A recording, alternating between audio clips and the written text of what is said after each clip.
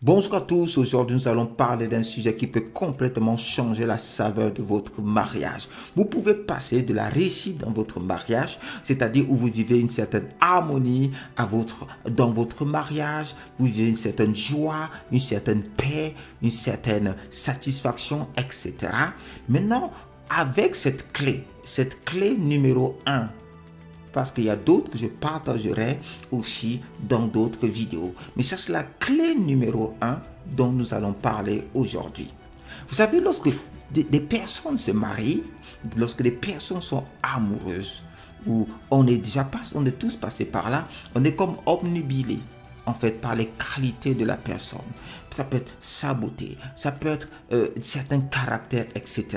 Et on met tout ça sur la balance, on s'est dit les bons aspects, d'accord, pèse énormément sur la balance par rapport à certains défauts qu'on a remarqués chez la personne. Parce que les gens ne sont pas parfaits. On est tous d'accord à ce niveau-là. Ok? Et là, à partir de ce moment, vous pouvez rentrer, d'accord, dans le mariage. Et lorsque ces sentiments-là sont réciproques, vous pouvez vivre le bonheur, d'accord, dans votre mariage. Donc, vous pouvez réussir dans votre mariage. Mais il y a une différence entre réussir son mariage et vivre la gloire dans son mariage. Maintenant, pour vivre la gloire dans ce mariage, il y a une clé très importante. Vous pouvez vous poser cette question déjà avant de vous marier, mais pendant vos fiançailles. Et vous pouvez aussi vous poser cette question alors que vous êtes marié. Parce que lorsque vous avez mis sur la balance les bons côtés, donc de la personne que vous voulez marier, et les mauvais côtés, vous avez pesé et les bons côtés dominent et vous avez pris vos décisions sur cette base-là, qui est une très bonne chose. D'accord? Mais maintenant, lorsque vous êtes dans le mariage, vous voulez vivre la gloire, vous devez bien regarder les défauts de la personne. Vous arrêtez. Essayez de vous éloigner donc de cet aspect émotionnel, sentimental, bien sûr qui est vrai aussi, et de regarder logiquement, de regarder pragmatiquement les défauts de cette personne avec qui vous voulez vous engager. D'autres, vous êtes déjà engagé. Ok? Vous regardez ça et vous posez la question: puis-je vivre avec cette personne si elle ne change jamais?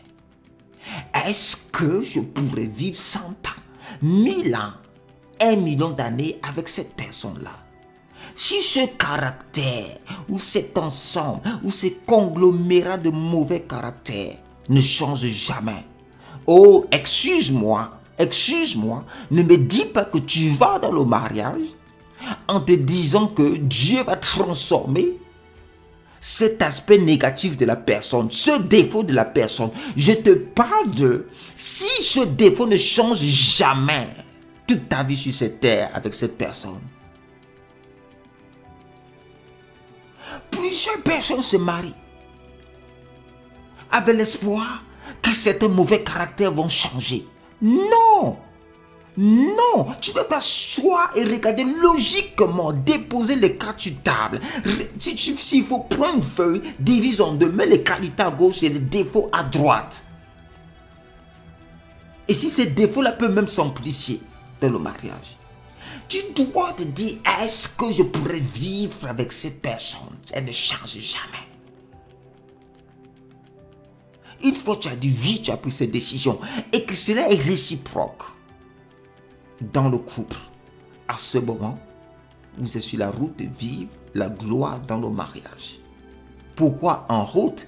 Parce que maintenant, il faut prendre la décision. Je vois les défauts de cette personne. Quand ils vont se manifester, je vais aimer cette personne. C'est à ce moment que vous traversez une porte de bonheur dans votre couple, de bonheur dans votre mariage. Quand les défauts de cette personne-là, ces défauts que je connais, il y a même des défauts que vous risquez de découvrir par la suite. Quand ces défauts-là que je connais vont se manifester, même s'ils ne changent jamais, je vais aimer ça. Je vais aimer ces défauts. Je me dirais, c'est la personne que tu as choisie. C'est la femme que tu as choisie. Regarde. Tu as pris cette rose. Elle avait ses épines là. Oh, voilà que ces épines te piquent. Qu'est-ce que tu fais? J'aime cette rose. C'est ma rose. Je l'ai choisie. Elle avait des épines. Elle avait des épines, cette rose. Je les brise comme ça. J'ai des épines qui partent. Super. Tant mieux pour ce cadeau. Tant mieux pour ce cadeau. Mais j'accepte ma rose. C'est ma rose. Elle a des épines. D'autres personnes voient ses épines. Me disent, mais est-ce que tu ne vois pas ses épines? Est-ce que tu ne vois pas les épines? Est-ce que tu ne vois pas ce beau caractère sur ta femme? Est-ce que tu ne vois pas ça? Si, mais c'est ma rose. Oh, oh, tu as vu la gloire dans ton mariage? Aime les défauts. Aime les défauts de ton bien-aimé. Aime les défauts de ta bien-aimée. Oui, j'ai dit aime. Aime. Aime. Vois la beauté dedans. Pas en te disant, en vivant avec une image. Oh, la femme avec laquelle j'aimerais vraiment vivre, c'est celle qui est là, mais sans cette épine. C'est ça que j'ai dans ma tête. Et vous vivez avec une fausse femme dans votre tête. Vous ne pouvez pas vivre la gloire parce que vous vivez avec une image qui n'est pas votre femme ou votre mari. Vous vivez avec quelque chose de faux. De faux dans une certaine mesure dans votre tête. Il est temps de revenir. Regardez la personne en face et aimer. Aimez comme ça. Aimez votre rose. Aimez votre tartampion. Aimez-le. Vous l'avez accepté.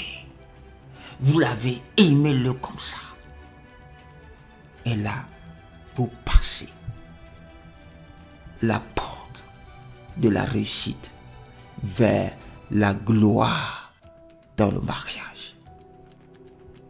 On parlera de la prochaine clé la prochaine fois. Je vous souhaite une bonne soirée. Dieu vous bénisse.